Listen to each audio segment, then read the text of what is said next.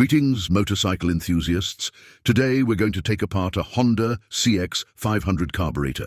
As always, I'm going to show you how to do it with just one carb, and the rest being identical, you'll have to do on your own.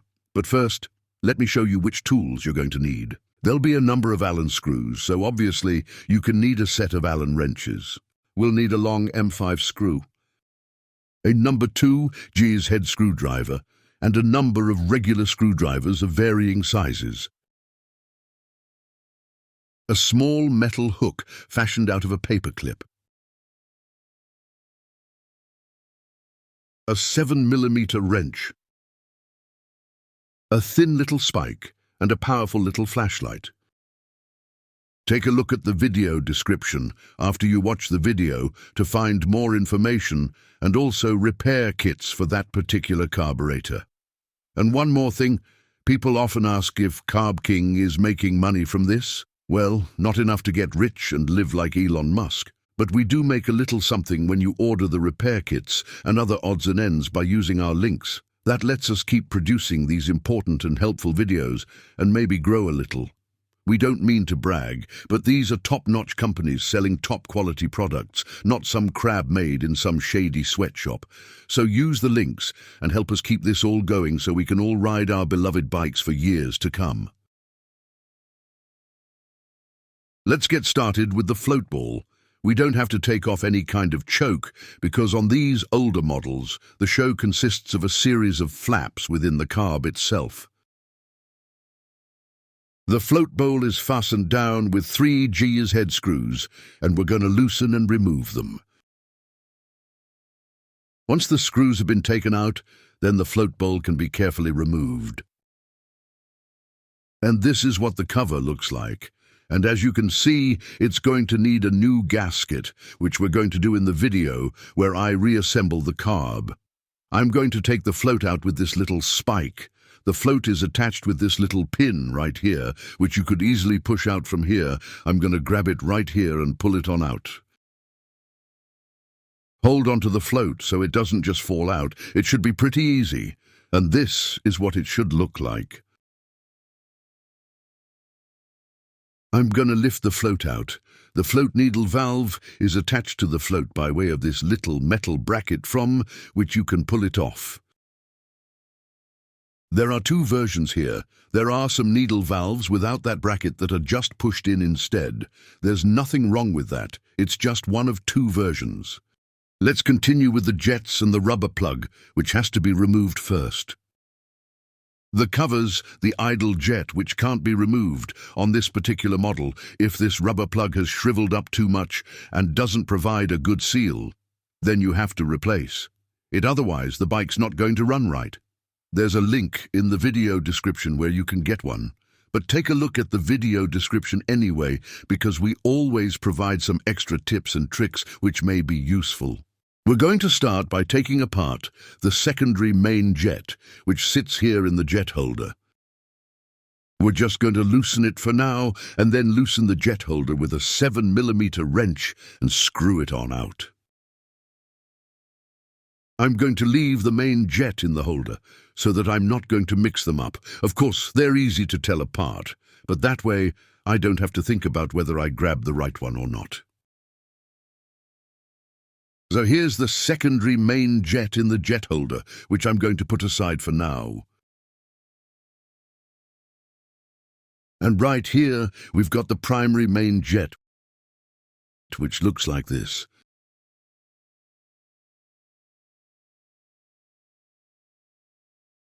And underneath here, let's try and take a look at this in here. We can see the holder for the primary main jet.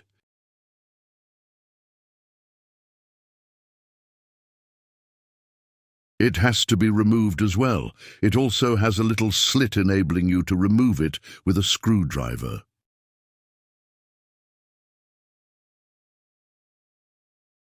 It has to be screwed out all the way so that it can then be easily removed like this. And that's pretty much it for the jets and the float next. We're going to work on the air-fuel mixture screw. The air-fuel mixture screw can be found back here, and there's a little recess for a screwdriver to get on in there. The air-fuel mixture screw has to be completely screwed out, and this is what it looks like here, with a tip. And now we're going to need this little metal hook that we made out of a paper clip, because down here there's a little spring. There it is.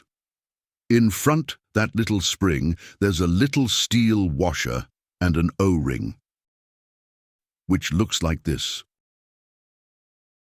I'm going to lay these all out in the order in which they'll need to be assembled. The O-ring can be found in the rebuild kit. Links for ordering the rebuild kit and the gasket set can both be found in the video description. And here in the right order of assembly, the screw, the spring, the washer and the O-ring. The air cut-off valve is located here on the side of the carb.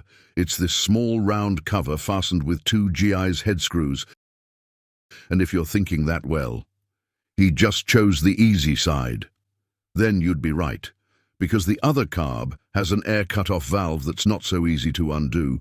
But as you can see, there's plenty of room to get to it, although the fastened down with GI's head screws, I'm going to use a pair of water pump pliers because it's easier to undo them that way. When I put it all back together, then I'll replace those JA's head screws with Allen screws because the wrenches are at an angle, which makes life a lot easier. We got to loosen these two JI's head screws and then remove them completely. I'm going to hold down the plate while I do so because there's a loaded spring underneath the lid, and if I don't, then the whole kit and caboodle is going to pop out, and then you can spend the whole afternoon looking for all the little pieces. Now we can carefully lift the lid. This here is the lid, underneath which is a loaded spring. The valve itself, and a small O-ring. Pay attention to this little O-ring, which you may have to reuse if you don't have a new one. I'm going to lay it down right here so you can get a better look. It has more rounded edges on top and more straight edges at the bottom. You can feel the difference when you put them between your fingers. The side with a straight edge goes into the carb here, and the round side should be facing outward. The air cut-off valve should be taken out and inspected for damage. I know I've got a new one here, so no need for an inspection.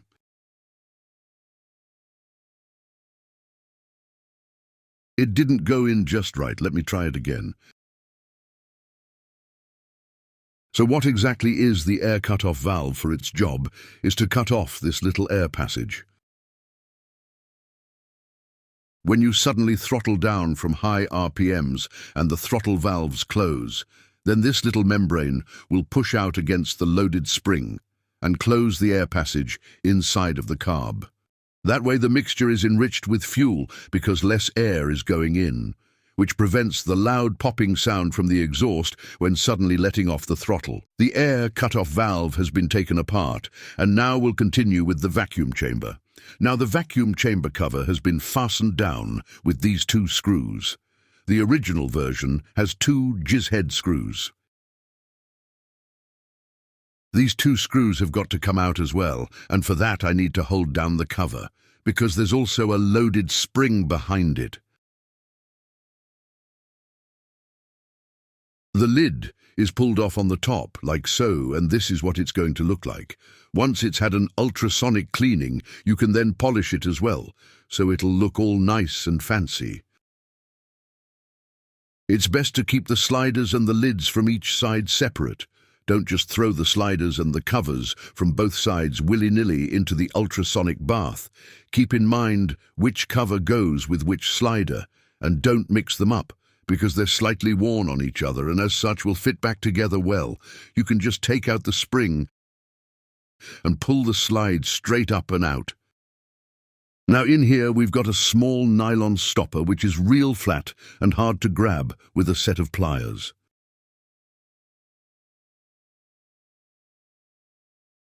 That's why I'm going to go ahead and use the long M5 size screw, which I'm going to stick into the nylon stopper and then pull it at an angle so it grabs inside of it, and then pull it on out.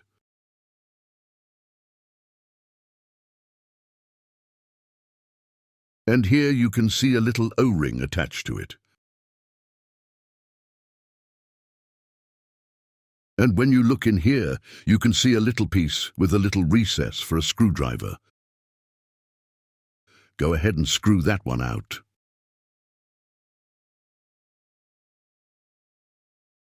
Once you've removed it, then this is what it's going to look like. And then I can just let the partial load needle fall out like so. And now we're going to continue with this plastic ring, which lies here and seals the lid or cover. There's a little groove here that you want to pay attention to when you're reassembling it. That's what it looks like, and it fits right in here. Now we just got to remove this jizz head screw, which holds down a plastic piece that covers 2 air passages and simultaneously provides a guide for the slide. For this protrusion here, there's a corresponding groove for the slide so that it can't twist around. This part comes out, but the screw stays in. The nozzle head from the jet holder also has to come out, but you've got to be real careful. Don't use metal tools, because its form and shape have to stay intact. I'm just going to use a ballpoint pen sometimes. That little part is stuck in there real good. I'm going to keep pushing it until it comes loose, and then very carefully push it through with a screwdriver. Now it's already fallen out back here. It's important to keep in mind that it has 2 sides, specifically an open and a closed side.